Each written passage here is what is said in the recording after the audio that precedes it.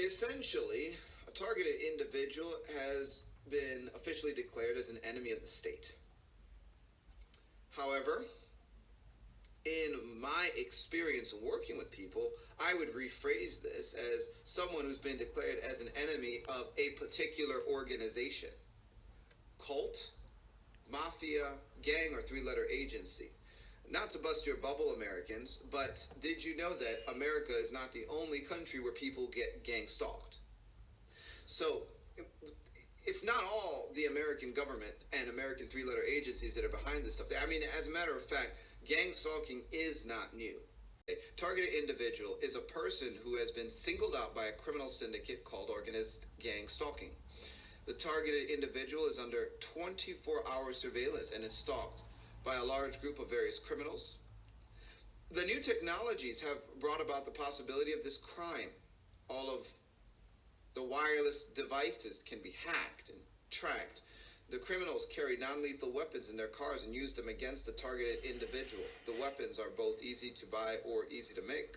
They use lasers, dazzlers, handheld microwave, X-ray devices, plasma beams, and other directed energy weapons. The stalkers are working full-time to discredit the victims of this crime and to insinuate they are mentally ill to silence the victims. What I find is that when you have a whole community, say, of people that have been subject to a local cult that's programmed a lot of individuals in the region, or maybe a local military base that got their hands on a lot of kids and put them through some projects or whatever, put them all in the same community. And you have a few individuals in this community begin to break their programming, they are able to run operations from the spirit realm through the back doors of the brokenness of the individuals within that community, triggering certain parts to make decisions that will place people in certain places, certain areas, and in certain mindsets at certain times. And they can coordinate that manipulation with the tracks of the individual they're trying to harass, and actually engage individuals that don't know they're being engaged in the harassment of an individual that's beginning to break protocol of their own mind control programming. So basically what Dan Duval is saying, and if you go and find this podcast on YouTube, it's Dan Duval, targeted individuals and gang stalking. The whole thing is really interesting to listen to, and it gave a lot of clarification for me for some of the things that I've experienced with gang stalking.